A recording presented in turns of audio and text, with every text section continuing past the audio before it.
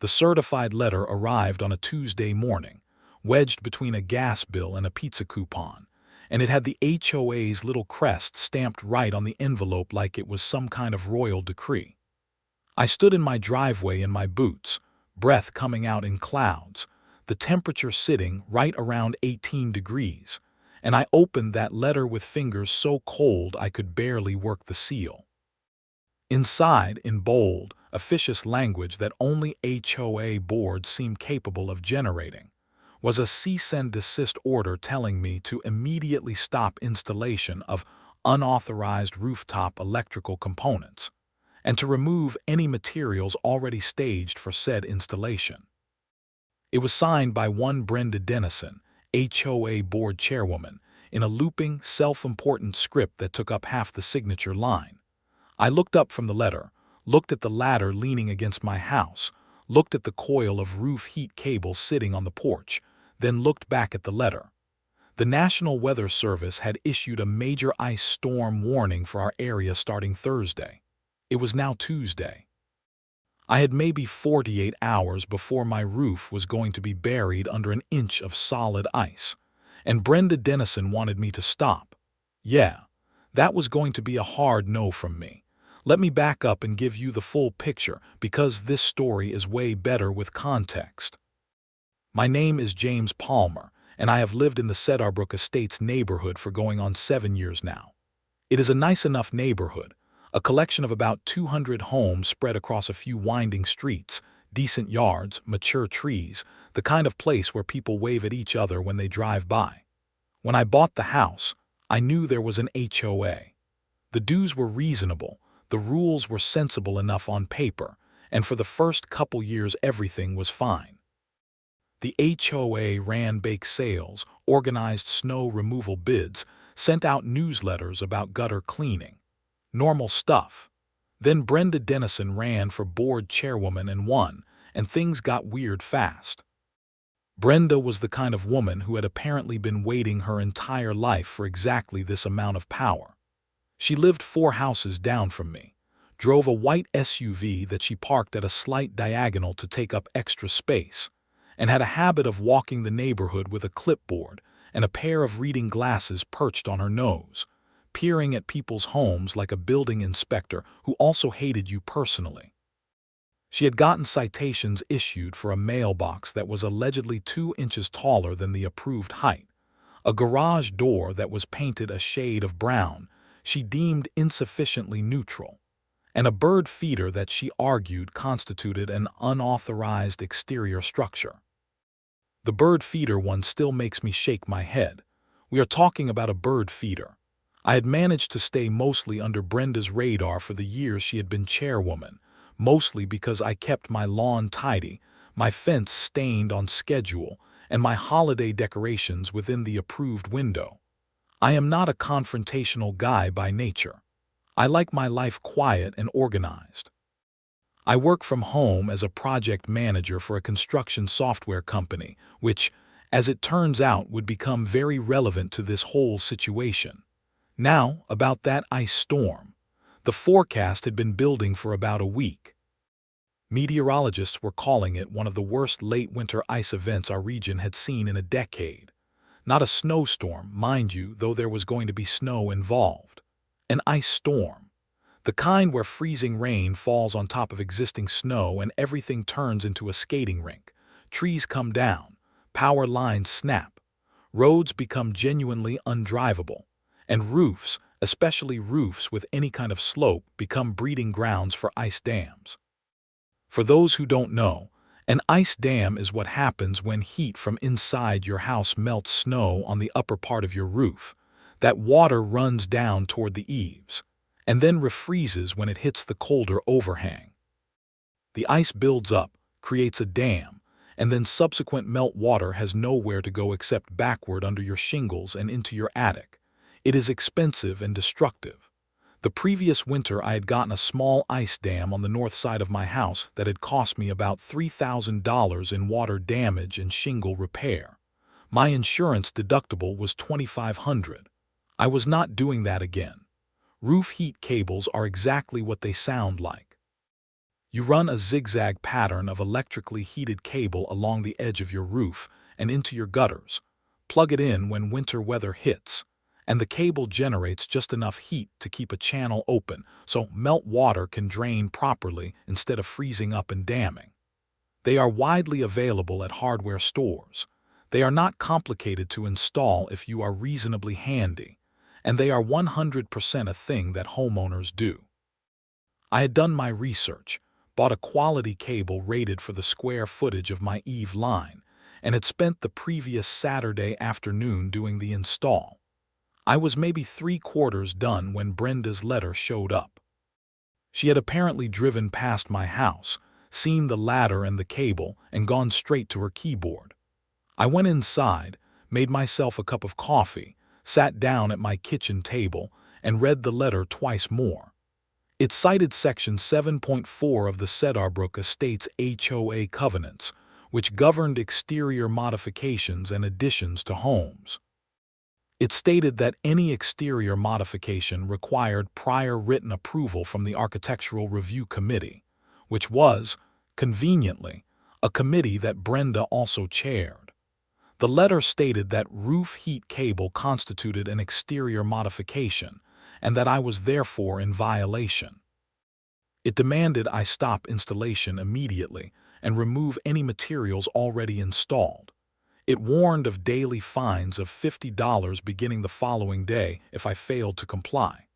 I pulled up the HOA covenants document on my laptop. I had never read the whole thing before because, honestly, it is about 60 pages of dense legal language, and I had more interesting things to do with my time. But I had a specific mission now, so I went straight to Section 7.4 and read every word. And there it was. Section 742, subsection C, clear as day. And I am paraphrasing here, but the meaning was unmistakable. Temporary seasonal installations that do not require structural modification to the home are exempt from the Architectural Review Committee approval process. The examples given in the subsection included holiday lighting, temporary window films, and I want you to appreciate this, quote, winter weather mitigation systems including but not limited to roof heating elements and gutter protection systems. Roof heating elements. Right there. In the covenants themselves. Brenda had either not read her own covenants carefully enough, or she had read them and was counting on me not to. Given her track record, I suspected the latter. I printed the relevant pages, highlighted the text, and then did something I probably should have done a long time ago. I picked up the phone and called my neighbor Dave Kowalski, who lived 2 houses over and who had been dealing with Brenda far longer than I had. Dave was a retired electrician with an encyclopedic memory for neighborhood drama and a bone-dry sense of humor that I had always appreciated. He picked up on the second ring. "Let me guess," he said before I could get a word out. "Brenda, how did you know? She drove past your place twice yesterday with her clipboard. I figured she was cooking something up." I explained the situation. Dave laughed so hard I had to hold the phone away from my ear. When he settled down, he told me to finish my installation, document everything, and not to give Brenda an inch. He also mentioned, in a way that seemed almost too casual to be accidental, that he happened to know 3 other neighbors who had received similar letters from Brenda about winter-related home improvements in the past year, and who had simply capitulated and paid the fines rather than fighting back. That made me angry in a specific way that I find hard to describe. It was the image of Brenda sitting in her warm house, collecting $50 daily fines from neighbors who didn't know their own rights, that really lit a fire in me. I spent the rest of that Tuesday evening doing 2 things. First, I wrote a formal response to Brenda's letter, citing Section 742 subsection C by name, quoting the exact language, and informing her that I would be continuing my installation as it fell clearly within the exemptions provided by the covenants she herself was supposed to be enforcing. I kept it polite and matter of fact. No insults, no snark, just clean legal language. I printed it, signed it, and took a photo of it for my records. Second, I texted 6 of my closest neighbors, explained the situation briefly, and sent them a screenshot of Section 742, subsection C, with the relevant text highlighted in yellow. Within 20 minutes I had received multiple responses, most of which contained variations on "wait, that exemption is in there. And why didn't she tell us this when she fined us?" That last part was the one that kept gnawing at me. Wednesday morning was brutal. The temperature had dropped to 11 degrees overnight, and the sky had that flat, heavy, gray look that experienced Midwesterners recognize as the sky getting ready to do something serious. The trees in my front yard were already frosted, the kind of dry frost that clings to every branch and twig and makes the whole neighborhood look like a black and white photograph. The roads were dusted with the first light overnight snowfall, not enough to cause problems on its own, but enough to remind everyone that what was coming on Thursday was going to be significantly worse. I was up early, made breakfast, and went out to finish the heat cable installation before the weather deteriorated further. I had my drill, my cable clips, and my routing guide, and I was about 40 minutes from being done. I had the ladder set on the north side of the house, the side that takes the most punishment from winter weather, and I was making good progress. I was maybe 10 minutes into the work when I heard the crunch of boots on frozen ground and looked down to see Brenda Dennison standing at the edge of my driveway. She was wearing a heavy parka, her clipboard tucked under one arm, and she had an expression on her face that I can only describe as professionally disappointed. Like a principal who has had to call you to the office for the third time this semester. "Mr. Palmer," she said, "I sent you a letter." "I got the letter," I said from the ladder. "I sent you a response." "I haven't received any response." "Mailed it this morning. You'll have it today or tomorrow." I kept working as I spoke, routing a clip along the Eve line. But the short version is that I'm continuing the installation because it's exempt under Section 742, subsection C. There was a pause. I looked down. Brenda's expression had shifted to something more complicated, the look of someone who has just discovered that the person they expected to fold is not, in fact, folding. "The Architectural Review Committee," she began, "has sole discretion over. The Architectural Review Committee's authority is explicitly limited by the exemptions in Section 742, I said pleasantly. "I'd be happy to show you the highlighted page when I come down if you'd like." Another pause. Brenda adjusted her clipboard. "I'm going to have to issue a formal violation," she said. "That's your prerogative," I said, "and I'll have the legal grounds to appeal and overturn it in writing before the ink is dry. There's a major ice storm coming Thursday, Brenda. I got $3,000 in water damage from an ice dam last year. I'm finishing this installation." She stood there for another moment, the cold breath puffing out from under her scarf, and then she turned around and walked back up the street toward her house.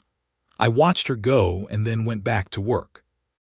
That should have been the end of it. Really, it should have been.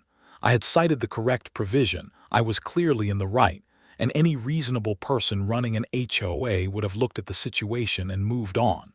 A major storm was coming. I was protecting my property in a manner explicitly allowed by the governing documents. Case closed. But Brenda Dennison was not a reasonable person in that particular way. By Wednesday afternoon, I had a knock at my door. I opened it to find a young guy in a county utility company jacket looking somewhat embarrassed. "Are you James Palmer?" "I am." He shifted his weight. "Sir, we received a report from a concerned resident that there may be an unsafe electrical installation being performed at this address. I'm required to follow up on safety complaints." He looked like he genuinely did not want to be here. I could not blame him. The temperature was 9 degrees and dropping. I blinked. I actually had to take a moment to process what had just happened. Brenda had called the utility company on me.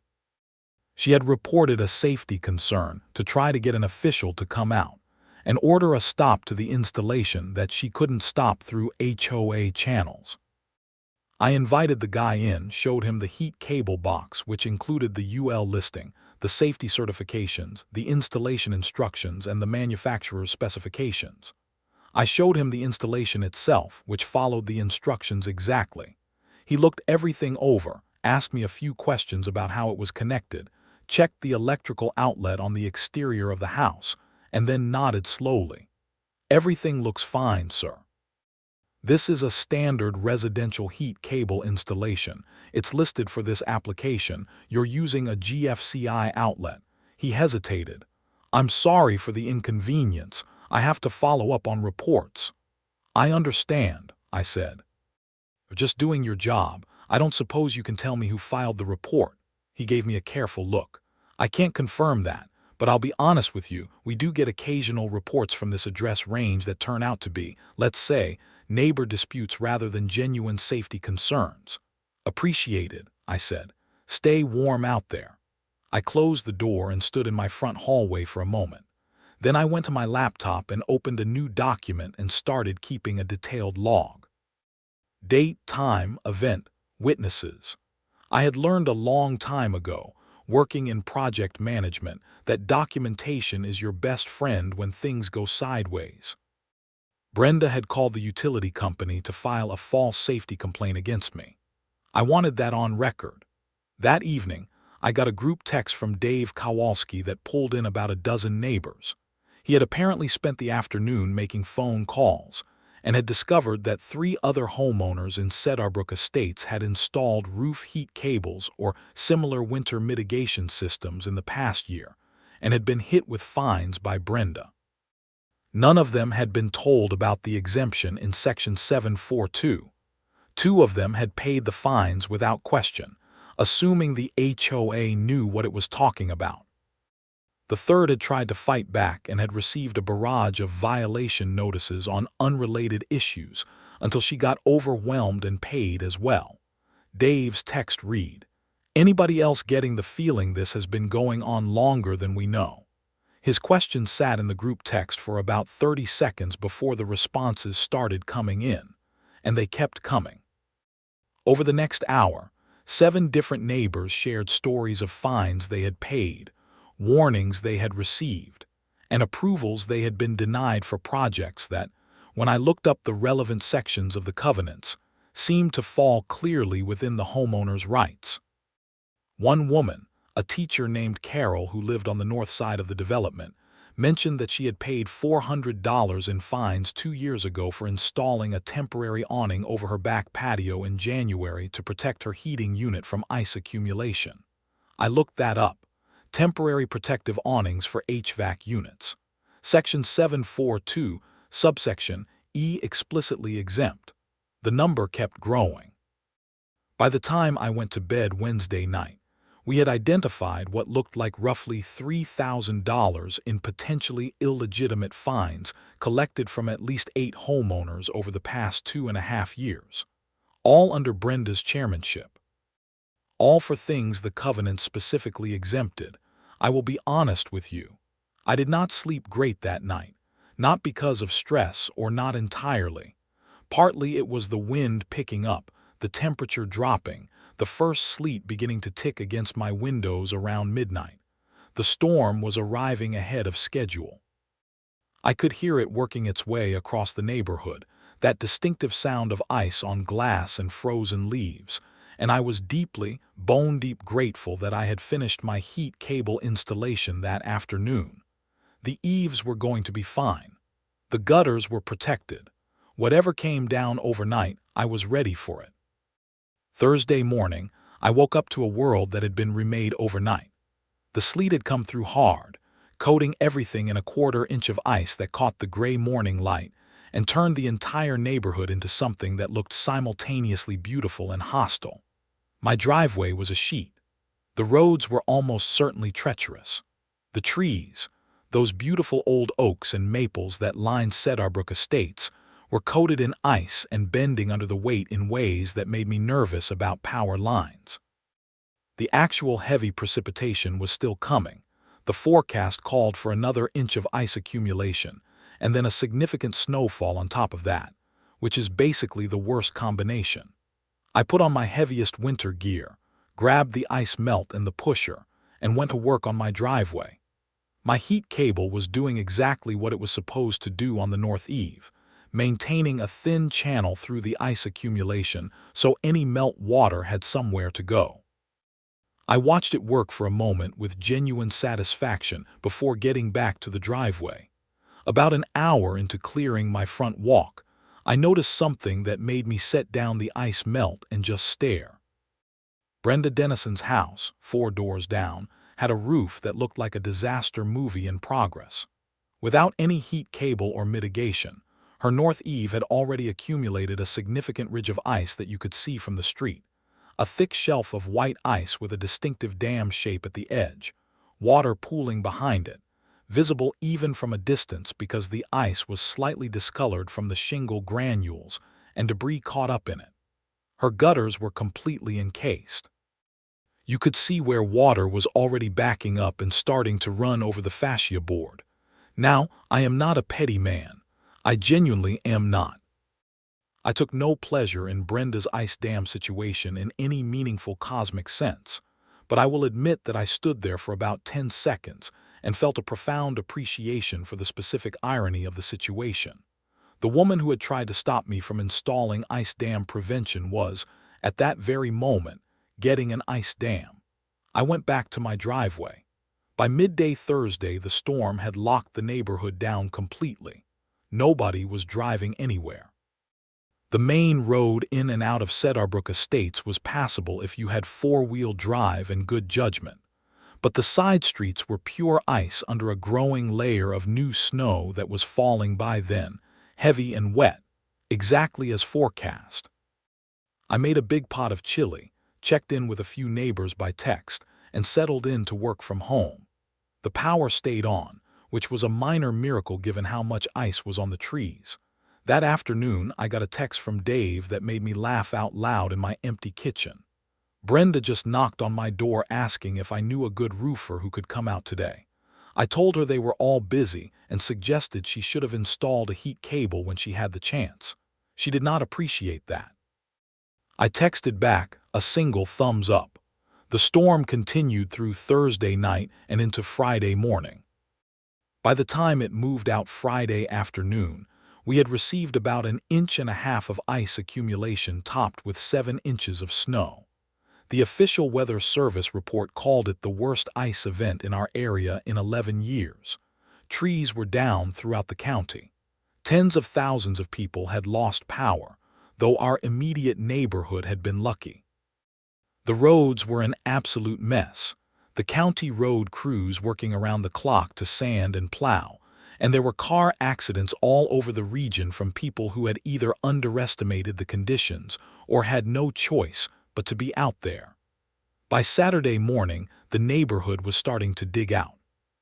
People were out on their driveways, a whole collection of puffy coats and steaming breath and the scrape of shovels, the distant growl of snowblowers, kids sliding down the slight incline of the Mitchells' front lawn. There is something about a major winter storm that temporarily transforms a neighborhood. People talk to each other, help each other out, stop being wrapped up in their own bubbles. I was working on the last section of my driveway when Dave ambled over with 2 cups of coffee from a thermos. I took one gratefully. My heat cable had performed perfectly. 0 ice dam, gutters completely clear, and while the roof had a good load of snow on it, the critical eave area was clean and draining correctly. "So," Dave said, wrapping both hands around his own cup, "have you heard from the group chat this morning?" I had not checked my phone since earlier. I pulled it out and scrolled. The group chat that had started with Dave's question 2 nights ago had been active overnight. It appeared that while I was sleeping, several neighbors had been doing their own research into the HOA's finances and fine collection practices, enabled apparently by the fact that the HOA was actually required under state law to provide financial records to homeowners upon request. A couple of the neighbors were more legally savvy than I had realized. One of them, a woman named Patricia, who I knew vaguely as someone who attended every board meeting and always looked annoyed, had apparently worked as a paralegal before retiring, and she had been busy. Patricia's message, time-stamped 2:47 in the morning because apparently she did not sleep during winter storms, laid out what she had found in considerable and methodical detail. The HOA collected fines and deposited them into the general operating account. Standard enough. But when she compared the fine collection ledger against the operating account deposits over the past 2.5 years, there was a discrepancy. The fines collected were documented in the ledger. The deposits into the operating account were slightly, but consistently, lower than they should have been given the recorded fine income. Not by a huge amount in any single month. But over 2.5 years, the running discrepancy added up to just over $4,000. Dave watched my face as I read this. "Yeah," he said. "Is she saying what I think she's saying?" I said. "She's a former paralegal, James. She knows exactly what she's saying." Patricia had been careful. She was not making an accusation in writing, at least not explicitly. She was presenting numbers and noting that the discrepancy warranted formal explanation from the board. But the implication was clear, and $4,000 was not a rounding error. $4,000 was the kind of number that, if it had gone somewhere it should not have gone, crossed a line from bad bookkeeping into something with a more serious name. I stood in my driveway in the cold Saturday morning air, holding Dave's coffee, and felt the situation shift in a way I had not entirely anticipated when I was standing on my ladder 2 days ago putting up a heat cable. We had a neighborhood meeting. Not an official HOA meeting, just a gathering. 6 houses, front doors opening onto the same cul-de-sac, people drifting over in the mid-morning with their coffees and their snow-clearing gear. Dave had a fire going in his outdoor fire pit, the kind that is basically just a heavy steel bowl on legs, and the warmth of it was genuinely welcome even in the bright post-storm sunshine. About 12 people showed up, bundled in their winter gear, standing around the fire. Patricia walked everyone through what she had found in a way that was clear, methodical, and completely undramatic. She had the spreadsheet on her phone, she had the relevant pages of the HOA financial records already downloaded, and she presented the numbers without editorializing. The discrepancy was the discrepancy. It needed to be explained. Several questions came up. Could it be an accounting error? Possibly. Could it be that fines had been waived or reversed and not properly recorded? Possibly, though there was no record of waivers in the ledger Patricia had reviewed.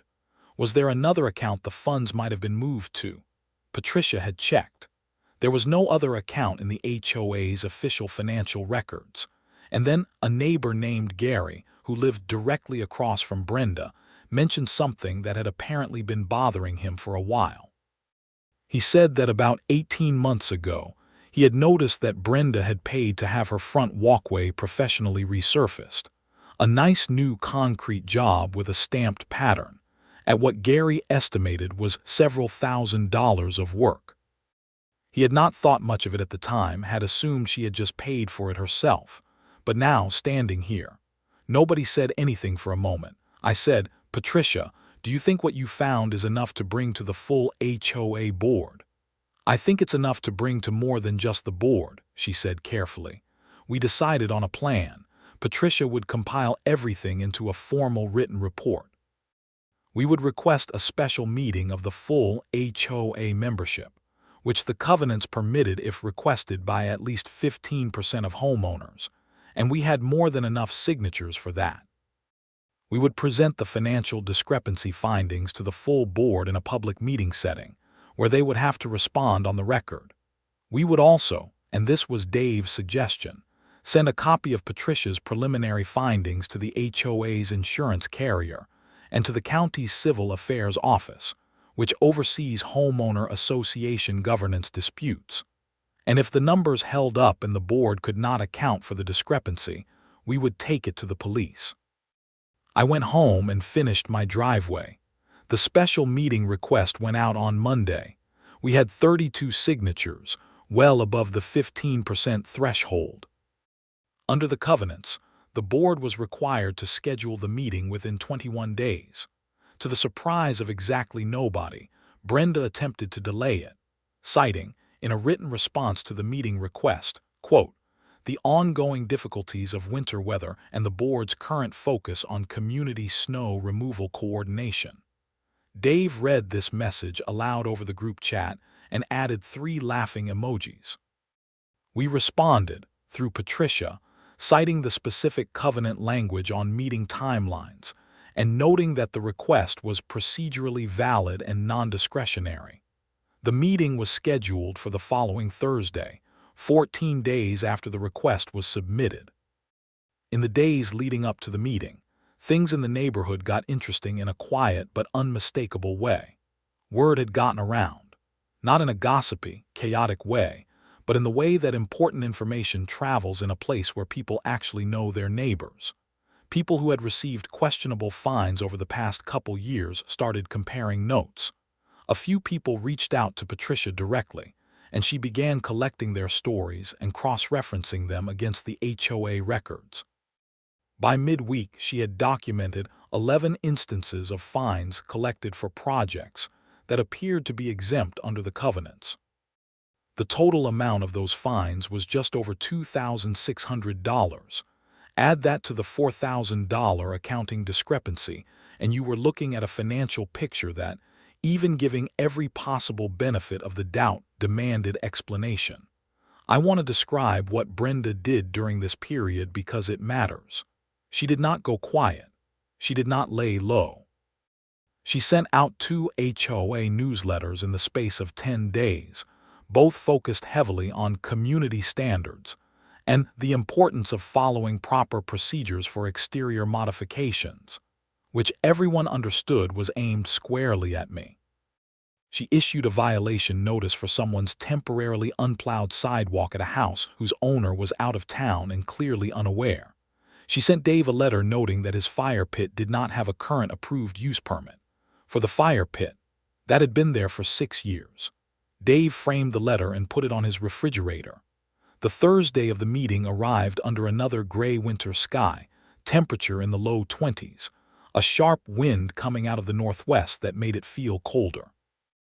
The community meeting room was in a small building near the development's entrance, a modest space with folding chairs and fluorescent lighting, and a table at the front where the board sat. The room held maybe 60 people comfortably. When I arrived 15 minutes early, there were already 40 people inside and more coming in behind me. I found a seat next to Dave and Patricia, who had a laptop open and a neat stack of printed documents at her elbow. The full board consisted of 5 members. Brenda sat at the center of the table, dressed in a blazer like this was a congressional hearing. The other 4 members, 2 of whom I knew to be genuinely decent people who had mostly been going along with Brenda's operations without realizing the full picture, looked somewhat uncertain. One of them, a man named Phil, caught my eye when I came in and gave me a look I could not quite read. Brenda called the meeting to order with the kind of brisk authority she always deployed when she felt she was in control of a room. She ran through some procedural items, talked about snow removal contracts for the back of the development, mentioned some upcoming landscaping decisions. Normal board business. I could see people in the room shifting impatiently. Brenda was running out the clock, filling the agenda with mundane items before getting to what everyone was actually there for. Then it was time for homeowner comments. Patricia stood up. She did not raise her voice. She did not get emotional. She walked through her findings the same way she had at the fire pit gathering, methodically, clearly, with specific numbers and specific document references. She distributed her printed summary to the room, walking up and down the aisles handing them out like she was passing back graded papers. She placed a copy in front of each board member. She projected a simple summary spreadsheet from her laptop onto the screen that the board normally used for showing renovation approval images. The room was very quiet while she spoke. When she got to the part about the $4,000 discrepancy between the fine income ledger and the operating account deposits, I watched Brenda's face very carefully. It did not crack. She was good. But there was something behind the eyes, a very brief tightening, that told me what I needed to know. Brenda's response, when Patricia finished, was to question the methodology and suggest that a proper audit would be needed before any conclusions could be drawn. This was actually a reasonable thing to say, and it was the right answer. The problem was that her tone was dismissive rather than genuinely open to inquiry, and the room felt that. Phil, the board member who had caught my eye when I came in, said quietly, "I think we should bring in an outside auditor." There was immediate applause from the room. Brenda looked at Phil like he had just flipped over the checkers board. "That's a significant expense," Brenda said. "If the books are clean, an audit would clear everything up," Phil said. He was very calm about it. "If we have nothing to hide, there's nothing to worry about." More applause. The vote was taken, 4-1. Outside audit approved. Brenda cast the one dissenting vote, which I thought, under the circumstances, was not a great look. Then I raised my hand and asked to speak, and I went through the 11 documented cases of fines collected for covenant-exempt improvements, citing each covenant section and each fine amount. I put it plainly. These fines appeared to have been collected improperly, and the homeowners who paid them were entitled to refunds. I suggested the board make a formal determination at the next meeting after having the opportunity to review the documentation. Brenda, to her credit, did not try to bluster through this one the same way. She said the board would review all cited cases. She said it with the energy of someone who realizes the walls are closing and is trying to buy time. That meeting broke up around 9:30. People stood around in the cold parking lot for another half-hour talking. The mood was not angry exactly. It was more like the collective exhale of people who had been quietly frustrated for a long time and now felt like something might actually change.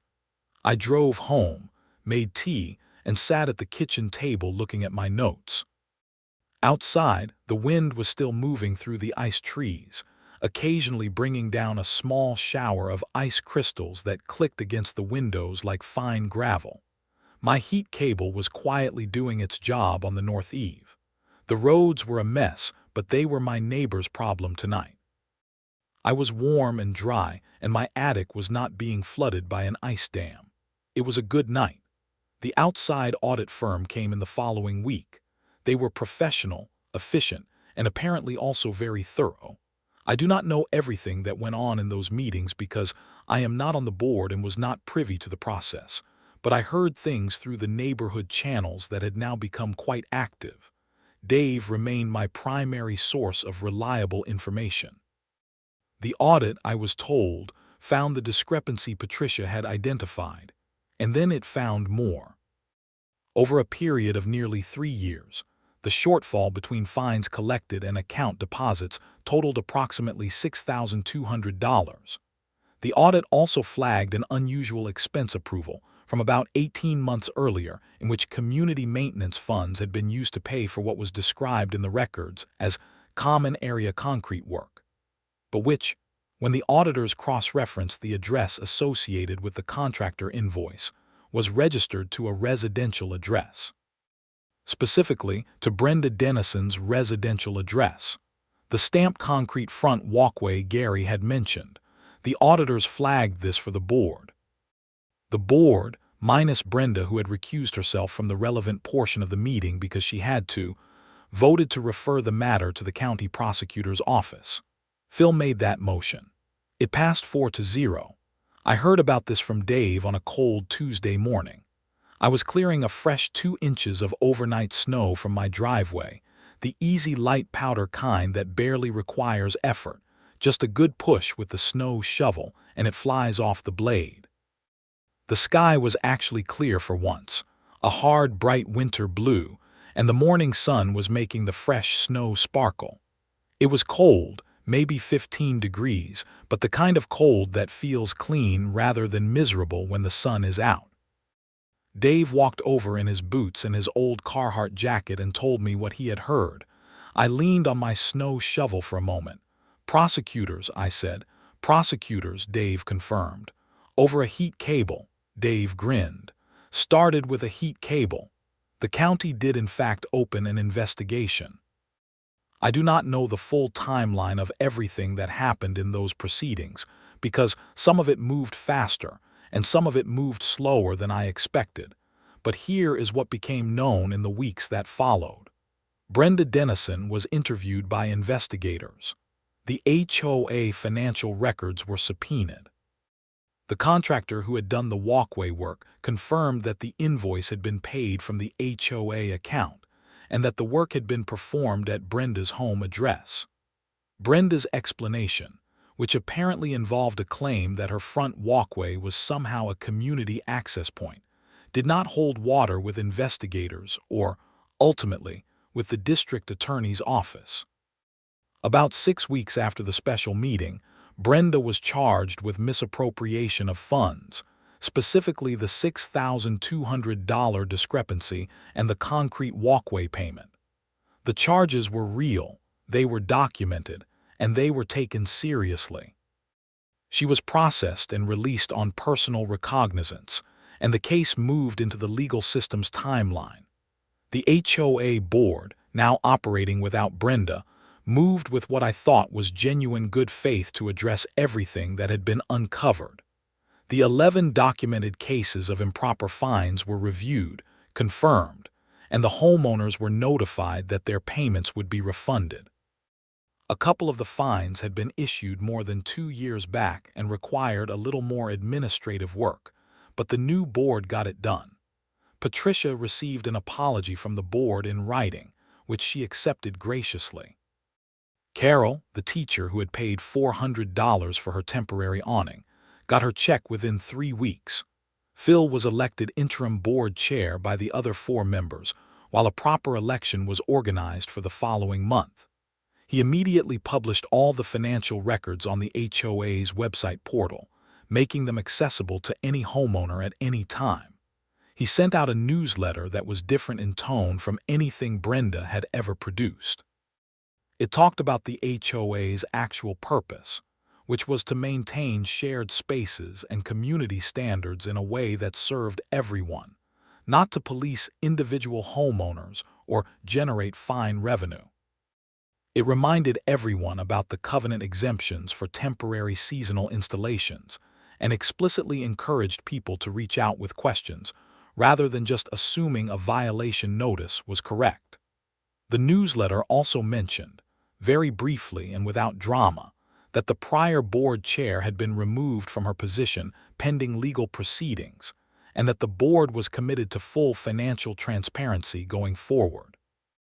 The election came in early March, still winter, still gray and cold, but with that particular quality of late winter light that tells you spring is somewhere in the distance. Phil ran for full chair and won easily. 2 other new members joined the board, one of whom was Patricia, who brought her paralegal background and her spreadsheet skills to context where they could do actual good. The 5th seat went to a younger guy named Marcus who had just moved into the neighborhood the previous year and who had been at every meeting since the special session, asking the right questions. Brenda's legal case moved through the system. She entered a plea about 4 months after the charges were filed. She was convicted of misappropriation of funds and sentenced to 2 years of probation, ordered to pay full restitution to the HOA, and required to perform community service. She also resigned from any and all HOA-related positions, which was somewhat academic since she had already been removed, but it was official now. The white SUV disappeared from her driveway shortly after the conviction, and she moved away from Cedarbrook Estates by the following summer. I do not know where she went, and I did not ask. Now let me bring this back to the beginning, because this whole thing started with a heat cable and a certified letter, and a woman with a clipboard who thought she could run a neighborhood like her own private fiefdom. The north side of my house came through that ice storm without a scratch. 0 water damage. 0 ice dam. The heat cable ran exactly as designed for the 3 worst days of the storm and kept a clear drainage channel from roof to ground the entire time. When the ice finally let up and the temperatures rose back to a more reasonable level in late February, I inspected every inch of that north eave and found nothing but clean, undamaged shingles and clear, functioning gutters. The $3,000 in water damage I had taken the year before did not repeat. The $2,500 insurance deductible did not apply. The heat cable had cost me about $240 and an afternoon of my time. Against that, Brenda had tried to shut me down with a cease-and-desist letter citing a covenant provision that explicitly did not apply to what I was doing. She had called the utility company on me with a false safety complaint. She had issued multiple newsletter jabs at me. She had tried to use procedural delays to keep the community from having its say. And the result of all of that was a financial audit, criminal charges, a conviction, restitution, probation, and an eventual move out of the neighborhood she had been terrorizing for the better part of 3 years. I am not a person who goes looking for fights. I genuinely am not. If Brenda had sent me a letter citing an actual applicable covenant provision, I probably would have gone back and forth with her about it through proper channels and figured out a solution. That is how reasonable adults handle disagreements in a homeowner association context. But she cited a provision that did not apply, with the apparent intention of intimidating me into compliance the same way she had intimidated other neighbors. And she happened to do that to someone who read the full covenant document in response, and who had enough background in project management and documentation to recognize what was going on and respond to it methodically. The difference between me and the neighbors who had simply paid her fines was not that I was braver or smarter. It was that the timing worked out such that I had a specific exemption in front of me that I could point to, and I was angry enough about the ice storm timing to actually dig in rather than take the path of least resistance. Sometimes being in the right is mostly about being in the right at the right moment. Dave put it better. Standing in his driveway on a late March afternoon when the last of the ice had finally let go of the neighborhood, the snow gone from all but the shadiest north-facing spots, the first brave crocuses starting to push through the muddy garden beds, he looked over at me and said, "You know what beat Brenda?" I said. "The heat cable." He pointed at me. "Exactly right. She tried to stop you from putting in a heat cable before an ice storm. If she'd left you alone, nobody would have looked into anything. She went after you, you dug in, and that was that. There is probably a lesson in there about not waking sleeping dogs or poking bears or whatever the appropriate metaphor is." The best she could have hoped for was that I quietly put the cable in and she never had to think about it again. Instead, she sent a letter, which made me read the covenants, which made me start talking to neighbors, which started a cascade she could not contain. That spring, the HOA organized the first community cleanup day anyone could remember that actually felt like community rather than obligation. People showed up with rakes and garbage bags and wheelbarrows, working on the common areas along the entrance road and the small park at the center of the development. Phil brought a truck with coffee and pastries.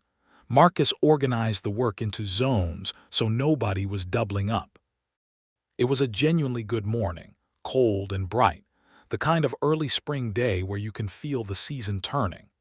Patricia, raking dead leaves out of a bed of ornamental grasses near the main entrance, stopped beside me for a moment and looked at the row of houses stretching back down the main street. Clean gutters, fresh paint on a few places that had been needing it, a general sense of a neighborhood that was waking up from something. "You know," she said, "I looked at those HOA financials for 2 years before this and never saw the discrepancy." "You went looking for it this time," I said. "I went looking because you pushed back on a heat cable." She went back to her raking. I went back to mine. Winter in the Midwest is not gentle. It does not care about your HOA disputes or your fine collection schemes or your sense of neighborhood authority. It comes in and it does what it does, ice and snow and cold that gets into every gap and crack and improperly protected roof eave. You prepare for it or you deal with the consequences of not preparing. There is something very clarifying about that. When you are looking at an ice dam forming on your neighbor's roof, because she tried to stop you from installing a heat cable. The universe is not trying to make a point about karma. It is just doing physics. But sometimes the physics lands with remarkable precision. My heat cable is still up there. I will take it down when the season is fully done and the temperatures are consistently above freezing. I will coil it up and store it in the garage next to the bag of ice melt and the heavy-duty snow shovel. And when fall comes again and the leaves are gone and the first real cold hits, I will pull it back out, run it up the north eave the same way I did before, clip it in, route it down into the gutters, plug it in at the exterior GFCI outlet, and it will be ready. And if any new HOA board member wants to send me a certified letter about it, I will be happy to sit down with them and walk through Section 742, subsection C of the Cedarbrook Estates Covenants at their earliest convenience. I will bring the highlighter,